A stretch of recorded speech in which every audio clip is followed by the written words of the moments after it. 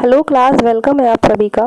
तो आज के इस लेसन में हम देखने वाले हैं नवोदय विद्यालय का जो हमारा एनवीएस का रिक्रूटमेंट आ चुका है। टीजीटी पीजीटी इंग्लिश से रिलेटेड क्वेश्चन रहेंगे हमारे, स्पेशली लिटरेचर से related. That is very very important. Set 1 है, ऐसी अदर सेट भी आएंगे और इसमें हम लोग एनालिसिस करके भी देखेंगे, हर क्वेश्चन का पैटर्न देखेंगे और सेम पैटर्न से अदर भी क्वेश्चन बन सकते हैं, वो भी समझते हुए चलेंगे। तो स्टार्ट करते हैं। टॉपिक वाइज एनालिसिस है, आपके साथ डिस्कशन भी रहेगा। देखिए, who said the following literature, किसने कहा ये? Who said the following literature, music and arts all are necessary for the development and flowering of a student to form an integrated total personality, said by Rabindranath Tagore. This important terms is said by Rabindranath Tagore. 1861 से लेकर 1941 इनका life span है रविंद्रनाथ टैगोर जी का। और ये important literature, music और art को इन्होंने नेसेसरी बताया है एक बच्चे के डेवलपमेंट के लिए, उसकी इंटीग्रेटेड टोटल पर्सनैलिटी के लिए। That is important term. इसी तरह टर्म से कोटेशन से क्वेश्चन आते हैं, अदर्स ऑथर के भी आ सकते हैं। विच of the following statements about Georgian poetry is not true. Georgian poetry की यदि हम बात करें तो आपको एक बात याद रखनी है, नेचर से रिलेटेड पोइट्री। जी हाँ, जैसे वर्ड्सवर्थ को हम नेचुरल पोइट मानते हैं, ऐसी जॉर्जियन पोइट्री जो है नेचर से रिलेटेड होती है। तो इसमें से कौन सा करेक्ट नहीं है? देखिए, it was lyrical in nature and lyrical होती है। ये took inspiration from the country side and nature, ये अपनी इंस्पिरेशन कंट्री साइड का जो मतलब होता है वो होता है देहाती। नेचर और देहात वाले इलाके, ऐसे एरिया से ये अपना इंस्पिरेशन लेती है। इसमें बोल रहे हैं the poetry had a futuristic fresh outlook and tied to the past behind. ऐसा कुछ भी नहीं है, तो यही करेक्ट आंसर है। नॉट ट्रू की बात चल रही है, तो यही नॉट ट्रू है, थर्ड वन। और इसका नाम जॉर्जियन के अकॉर्डिंग पड़ा, किंग जॉर्ज के अकॉर्डिंग, क्योंकि उनका असेंशन हुआ था दैट टाइम। तो इसका करेक्ट आंसर हो जाएगा 3। जॉर्जियन पोइट्री मीन्स नेचर से related poetry. Angels are bright still though the brightest fell, Macbeth में ये लाइन कही गई है। And who is the brightest referred by Shakespeare in this quote. इस कोट में किसको ब्राइटेस्ट कहा गया है? लूसीफर। लूसीफर फेल मतलब उनका पतन होता है, ब्राइटेस्ट फेल होता है उनका। फेल तो होता है, पतन तो होता है, पर कैसा? बहुत ही ज़्यादा पतन। और उस फेल के बाद वो क्या बन जाते हैं? सैटन बन जाते हैं, शैतान।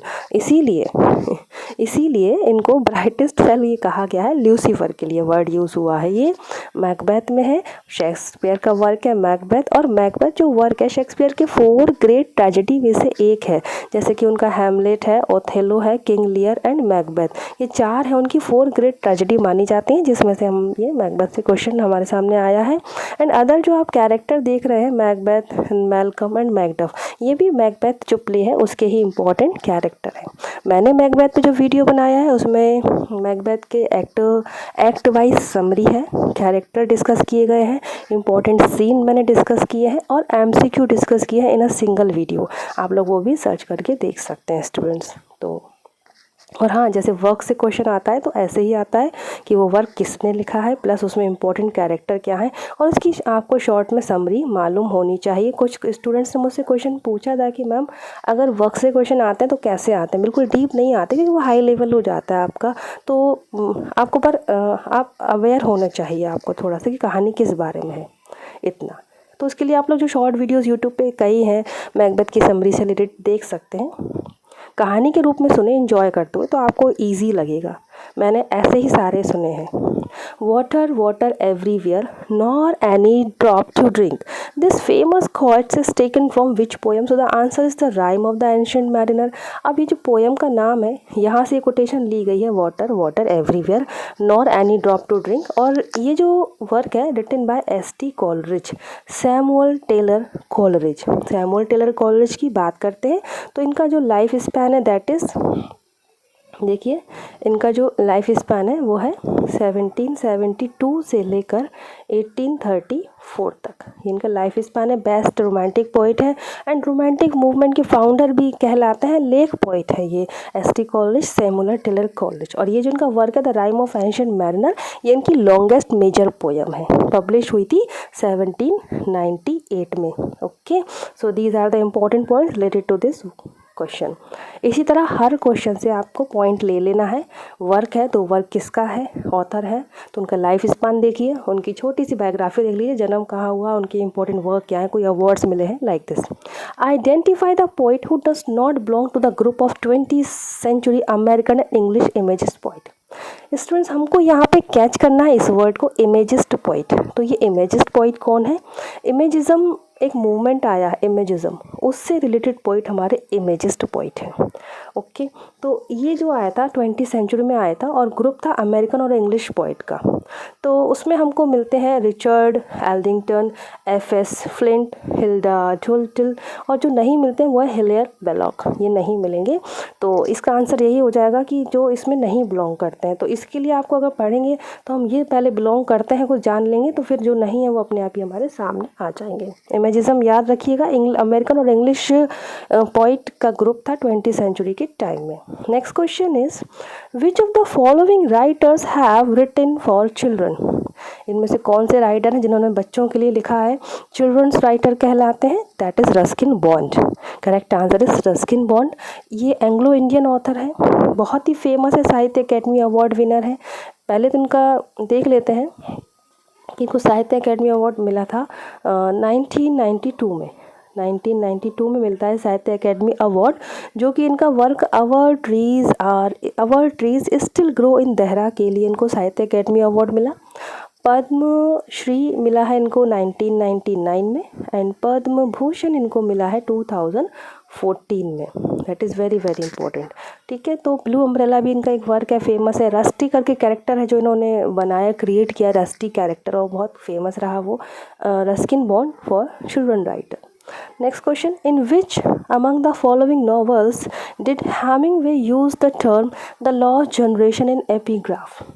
देखिए, पहले तो हेमिंगवे हैं हमारे, अर्नेस्ट हेमिंगवे अमेरिकन ऑथर हैं और नोबेल प्राइज़ विनर हैं। पहले इसका आंसर बता देते हैं। So the answer is the sun also rises.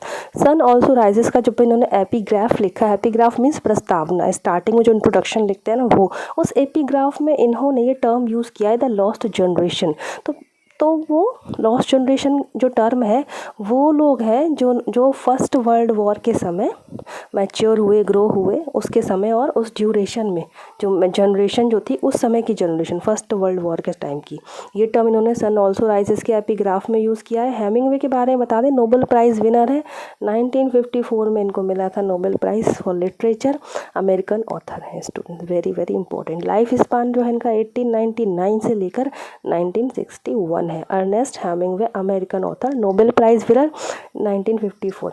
अब जैसे Ernest Hemingway Nobel prize winner है, जॉर्ज बर्नार्ड शॉ है, इन सबको जो मिले हैं ना अवार्ड, जो नोबेल प्राइज़ हैं, बिल्कुल इनको हमको रखना ही है। सिंक्लेयर लेविस, इन सबको हमें अपने फिंगर टिप्स पे रखना है नोबेल प्राइज़ विनर को, इनसे क्वेश्चन आना है। और हाँ, क्वेश्चन वहीं से आते हैं जो राइटर विनिंग है, जिन्होंने बहुत अच्छे, अगर इंडियन में है तो वो साहित्य अकेडमी विनर्स हैं, उनसे क्वेश्चन आएगा। पद्मश्री पद्म भूषण विनर है, ज्ञानपीठ अवार्ड के विनर हैं, उनसे क्वेश्चन आता है इंडियन इंग्लिश लिटरेचर में।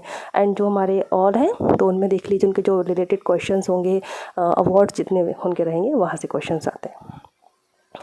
Next question is New Apocalypse movement was a reaction against the politically oriented mechanist literature realist poetry of the 1930. Its founders were, तो ये एक टर्म है, एक मूवमेंट है, न्यू एपोकलिप्स। अच्छा, तो देखिए इसको हम लोग समझते हैं। पहले तो इसका आंसर देखते हैं, इसके फाउंडर्स कौन थे। फाउंडर्स हैं इसके, option 3 Henry trees and J.F. Henry. Trees and Henry.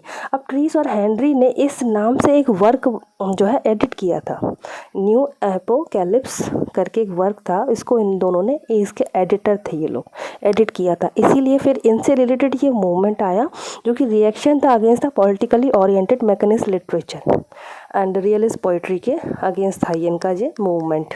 तो फाउंडर्स हमने देख लिए, ट्रीस एंड हेनरी का नाम याद रखना है। और ये जो नाम इस मूवमेंट का जो पड़ा है क्योंकि इनके ही वर्क का नाम है ये न्यू एपोकलिप्स। ओके, एक पोइट्री ग्रुप था यूके में, यूनाइटेड किंगडम में 1940 के टाइम। तो इस तरह से आप समझ सकते हैं 1930 में ये मूवमेंट आया था और उसी के समय 30s एंड 40s के टाइम ये लोग रहे। Henry trees and J.F. Henry, ये टर्म आते हैं कुछ अलग हैं। और इन जो अब मैं लेसन जो वीडियोस लेकर आ रही हूँ, अगर आप मेरे प्रीवियस वीडियोस देख लें सारे, Wordsworth, Shakespeare, John Keats and Milton, बहुत मैंने उसको पढ़ा चुकी हूँ। इनसे रिलेटेड MCQs बहुत इंपॉर्टेंट हैं, सारे एक एक बार निकाल लीजिए, आपकी बेस्ट तैयारी हो जाएगी। अब बिल्कुल न्यू क्वेश्चंस आपको मिलेंगे आगे के लेसन्स में। Read the following message written on a post card and answer the question. ये तो हमारा आउट है। Which among the following works is not written by Bernard Shaw, इनमें से कौन सा वर्क है जो बर्नार्ड शॉ जी शॉ के द्वारा नहीं लिखा गया? That is Julius Caesar. Julius Caesar हमारे शेक्सपियर का लिखा हुआ वर्क है, उनका जो एक रोमन प्ले है। तो जॉर्ज बर्नार्ड शॉ की हम बात कर लेते हैं, देख लीजिए, इंपॉर्टेंट है, नोबेल प्राइज़ विनर है, इनको 1925 में नोबेल प्राइज़ मिला था। ये एक आयरिश राइटर है, आयरिश, ठीक है, आयरलैंड को बिलोंग करते हैं। G Shaw, Irish writer, Nobel prize winner 1925। और जूलियस सीजर इनका नहीं है, तो बाकी इनके ही हैं, ये भी आप कंसिडर कर लीजिए, ठीक है। ये Mrs Warren's profession, heartbreak house, Androcles and the lion, ये सब। Next question, name the writer who said womanist is to feminist as purple is to lavender. किसने कही? इंपॉर्टेंट कोटेशन है, ये क्वेश्चन बहुत इंपॉर्टेंट है क्योंकि इसके आंसर है एलिस वॉकर। ये एक फीमेल अमेरिकन ऑथर है, ठीक है, Alice Walker, African American novelist है। इनका जो जन्म है 1944 में हुआ। She is alive now, and ये पुलित्ज़र प्राइज़ इनको मिला है फिक्शन के लिए। इनका जो नॉवल था the colour purple, the colour purple, okay, important है। देखिए फिर से समझ लें, एलिस वॉकर है, बॉर्न है 1944, और जो इनको पुलित्ज़र मिला है 1983 में, Pulitzer prize, very very important Pulitzer prize. और इनका जो नॉवल है, उस नॉवल का नाम है द कलर पर्पल, ठीक है, पर्पल इसमें वर्ड आया है, द कलर पर्पल, ये इनका नॉवल है जिसके लिए इनको पुलित्ज़र प्राइज़ मिला था। एलिस वॉकर है, और ये कोटेशन इन्हीं की है, womanist is to feminist as the purple is to lavender. जैसे पर्पल लेवेंडर सेम होता है, वुमेनिस्ट एंड फेमिनिस्ट सेम होता है, इस तरह से ये कह रही हैं। एलिस वॉकर इंपॉर्टेंट है, अमेरिकन ऑथर, अफ्रीकन अमेरिकन। जो आपके सिलेबस में जो एक हेडिंग है ना, different parts of the world से जो ऑथर आ रहे हैं, उसके तहत ये क्वेश्चन आपका बनता है। देखो सिलेबस को जिसने अच्छे से समझा है वो हर क्वेश्चन को देखते ही समझ जाएगा ये क्वेश्चन उस सिलेबस में कहाँ से आया है, बिल्कुल। विच among the following novels deal with partition of India and Pakistan, कौन सी नॉवल है डील करती है? अ बैंड इन गैंगेस, ठीक है।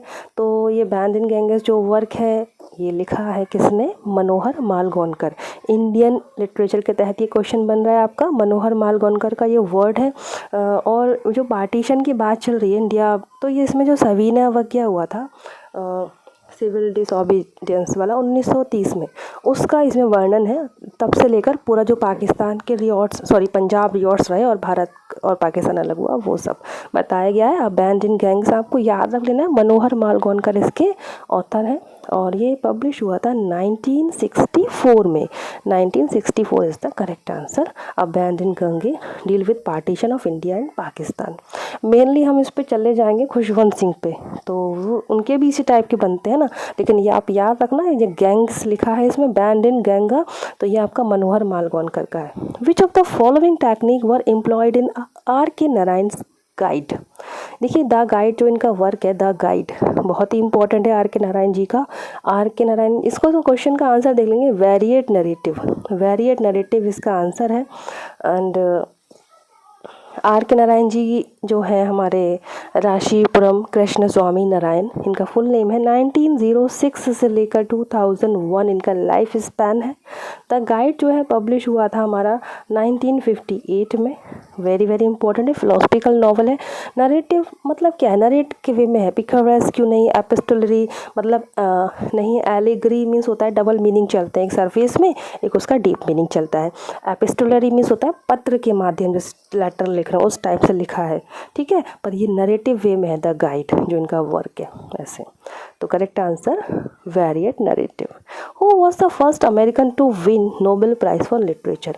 इसके पहले हमने नोबेल प्राइज़ विनर की बात करी थी, अर्नेस्ट हेमिंग्वे जी की, जो कि 1954 में इनको अवार्ड मिला था नोबेल प्राइज़, ठीक है। लेकिन यहाँ पूछे first American to win Nobel prize for literature, sir correct answer is Sinclair Lewis, American writer है। नोबेल प्राइज़ इनको 1930 में मिला था, इम्पोर्टेंट टर्म, 1930 में प्राइज़ मिला था। सिनक्लेयर ल्यूइस 1885 से लेकर 1951 इनका लाइफ स्पैन है। इनका जो इम्पोर्टेंट वर्क है Main Street it can't happen here, ये इनकी इम्पोर्टेंट वर्क है। हमको क्या कैच कर लेना है? फर्स्ट नोबेल प्राइज़ मिला है लिटरेचर का, अमेरिकन है फर्स्ट सिनक्लेयर ल्यूइस, और कब मिला है नोबेल प्राइज़ इनको? 1930 में मिला है। अमेरिकन है, फर्स्ट है और नोबेल प्राइज़ जीतने वाले। Next, which of the following sentences will come in the last paragraph of a letter to the editor. जैसा कि आपके सिलेबस में राइटिंग सेक्शन है, रिपोर्ट है, लेटर है, तो बच्चे पूछते हैं मैडम इससे क्वेश्चन कैसे आएंगे, एमसीक्यूज आएंगे या सब्जेक्टिव आएंगे। तो देख लीजिए इस टाइप से क्वेश्चन आएंगे। जी हाँ, एमसीक्यूज ही आएंगे, पर आपको उसको समझ लेना है, उनके फॉर्मेट समझिए। मेन होता है फॉर्मेट। जो राइटिंग सेक्शन होता है, जो भी राइटिंग सेक्शन है, letter, paragraph, diary writing, article writing, इन सब के एक फॉर्मेट होते हैं जो फॉलो किए जाते हैं। बिल्कुल आपको अपने स्टूडेंट्स को भी पढ़ाना होगा जब आप टीचर बनेंगे। डेफिनेटली 10th में सिलेबस में होते हैं ये राइटिंग सेक्शन के तहत, इसीलिए ये आपके सिलेबस में है। तो इससे आपको उनके फॉर्मेट समझिए, उनके कुछ रूल्स होते हैं उनको लिखने के, फिर आपके क्वेश्चन बनते हैं। तो देखिए फॉलोइंग सेंटेंस आएगा जो कि लास्ट पैराग्राफ में आना चाहिए। तो ऑब्वियसली लास्ट में ये आएगा, I sincerely hope authorities will take proper action on this issue. ये आपका लास्ट ऑप्शन जाएगा। वैसे भी अंडरस्टैंडिंग वे पे आप आंसर दे पाएंगे। Next is, name E.M. Foster's novel that deal with homosexuality and was published posthumously। E.M. Foster बहुत ही important है ये राइटर। तो देख लेते हैं इनके बारे में। पहले तो आप नॉवेल का नाम देख लीजिए, दैट इज़ मॉरिस, जो डील करती है होमोसेक्सुअलिटी टॉपिक को लेकर। E.M. फॉस्टर, जब आपके सामने ऐसे नाम आते हैं इनका फुल फॉर्म ज़रूर से देख लें E.M. का, तो एडवर्ड मॉर्गन फॉस्टर, ये इनका फुल फॉर्म है, एडवर्ड मॉर्गन फॉस्टर। 1879 से लेकर 1970 इनका लाइफ स्पैन है। और ये जो वर्ड लिखा है ना, पोस्टमसली, मतलब इनकी मृत्यु के बाद पब्लिश हुआ था ये वर्क इनका। तो ये हुआ था 1971 में पब्लिश हुआ था। ठीक है, इसीलिए मैंने लाइफ स्पैन यहाँ डिस्कस किया है। 1970 में डेथ होती है, 71 जस्ट एक साल बाद ये वर्क इनका पब्लिश हुआ था, पॉस्टमसली पब्लिश हुआ था। E.M. Foster, Edward Morgan foster. Work is Morris and related with the homosexuality. Wild Bodies was a sharp and amusing satire on England of the 20th century. It was written by, तो ये work लिखा गया था Evelyn walk. देखिए satire is a form of literature. Satire लिखा जाता है भी, सटायर में होता है व्यंग कसना, जो सोशल इश्यूज़ होते हैं, सोशली भी होता है, पब्लिक पर्सनली भी सटायर किए जाते हैं। इसमें एक तरह से ताना मारने के वे में लिखा जाता है। तो सटायर है ये, एक अम्यूजिंग सटायर है, मजाक है, शार्प, बहुत ही तीखा लिखा है बिल्कुल इंग्लैंड के लिए 20th सेंचुरी के। और ये है वाइल्ड बॉडीज, इसका नाम है। पब्लिश किसके द्वारा लिखा गया? एवलिन वॉक के द्वारा। एवलिन वॉक का लाइफ स्पैन है 1903 टू 1966। क्योंकि इससे हमें आइडिया लग जाता है ना कि ऑथर हैं तो कितने नए हैं कितने पुराने हैं, 1500 वाले हैं, 1600 वाले हैं। इसीलिए लाइफ स्पैन में डिस्कस ज़रूर करती हूँ कि आपको लग जाए ये बहुत पुराने नहीं हैं, नए ही हैं, मॉडर्न में ही आ जाएंगे। ठीक है, और ये जो इनका वर्क पब्लिश हुआ था, ये जो शार्प सटायर है इनका, ये पब्लिश हुआ था आपका 1930 में, बिल्कुल। ठीक है, सेकेंड नॉवल था ये इनका सटायर वे में, Evelyn Waugh, wild bodies. Next question is, which novel tell us the story of Bakha. देखिए BAKHA कंसिडर कीजिए आप, BAKHA। बाखा आपको किस में मिल जाएंगे? अनटचेबल में मिलेंगे। मुल्क राज आनंद जी का नॉवल है। उसके जो मेन कैरेक्टर बाखा होते हैं, जो स्वीपर होता है, यंग स्वीपर इन बुलशाह, फिक्शनल इंडियन टाउन।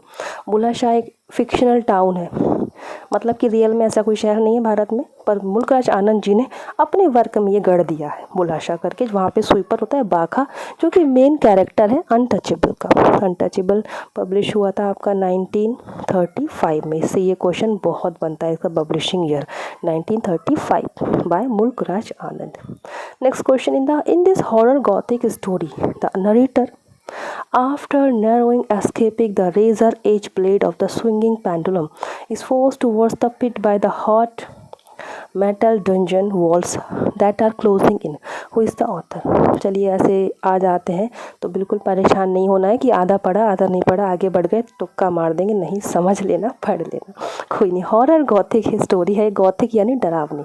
गॉथिक एक टर्म है, लिटरेचर का फॉर्म है गॉथिक नॉवल, तो गॉथिक मतलब हॉरर होता है। ओके, अब ये जो लाइन लिखी है तो देखिए कि किस तरह से एस्केप कर रहे हैं। रेजर एज ब्लेड जो है, स्विंगिंग पेंडुलम, जो पेंडुलम है घड़ी में जो स्विंग करता है यहाँ से वहाँ, और उसका जो एज है, उसके जो किनारे हैं ब्लेड की तरह है, रेजर जैसे। इस फोर्स टूवर्ड्स द पिट, जो फोर्स कर रहे हैं पिट की तरफ, गड्ढे की तरफ। हॉट मेटल डंजन, जहाँ पर एक मेटल डंजन है, खंजर है। Walls that are closing in, दीवार बंद हो रही है, ऐसा डरावना सा एक लिखा है। तो एक मिनट, तो इसमें हमारे ऑथर कौन है, ऑथर पूछ लिए गए हैं। So the answer is Edgar Allan Poe.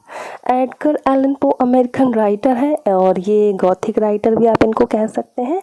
इनका जो वर्क है the pit and the pendulum, जो कोटेशन जहाँ से ये ली गई है, ये जो डायलॉग है द पिट एंड द, ये पिट PIT लिखा है ना इसमें जो, हाँ, the pit and the pendulum, ये स्टोरी है, उसका ये कोटेशन है और एडगर एलन पो ने ये लिखा है। इनका अमेरिकन है, ये अमेरिकन राइटर है। 1809 से लेकर 1849 ये इनका लाइफ स्पैन रहता है स्टूडेंट्स। तो इम्पोर्टेंट है, हॉरर गॉथिक जो भी टर्म्स आते हैं, लिटरेरी टर्म्स आते हैं सिलेबस में, उससे रिलेटेड है। और आज के इस लेसन का लास्ट क्वेश्चन है ये। 20 MCQs देखे हमने और डेफिनेटली आप लोगों को ये पसंद आए होंगे। आप लोग प्लीज़ मुझे बताइए आप लोगों को और क्या समझ में नहीं आ रहा है, तो मैसेज कीजिए उसमें कमेंट सेक्शन में, तो मैं उसको भी कंसीडर करूँगी। And the following lines are taken from one of the famous tragedy of Shakespeare. तो फेमस ट्रेजेडी से ली गई है ये line. Dost do you not see my baby at my breast that sucks of the nurse asleep. तो इसमें इन्होंने पूछ लिया है figure of speech, linguistic device पूछी है, फिगर ऑफ स्पीच पूछा है, अलंकार पूछा है, मेटाफर। ठीक है, तो you do not see my baby at my breast that sucks the nurse asleep.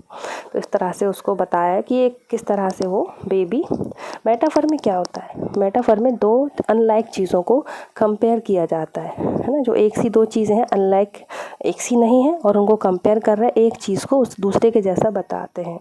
तो इसमें जो कर रहे हैं, जो वो बेबी है eight my breast that suck the nurse असलीप, nurse के जैसा वो लेडीज़ हो जाती हैं जिसको वो बेबी जिसके ब्रेस्ट पे सक कर रहे हैं, इस तरह से। तो स्टूडेंट्स आज के इस लेसन में इतने ही पॉइंट रहेंगे, इसके बाद हम इस सीरीज़ को कंटिन्यू करेंगे। आई होप ये आपको पसंद आएगा लेसन, और पसंद नहीं आपके लिए हेल्पफुल है ये definitely. Thank you so much for watching this lesson. खुश रहिए, पॉजिटिव रहिए, जय हिंद।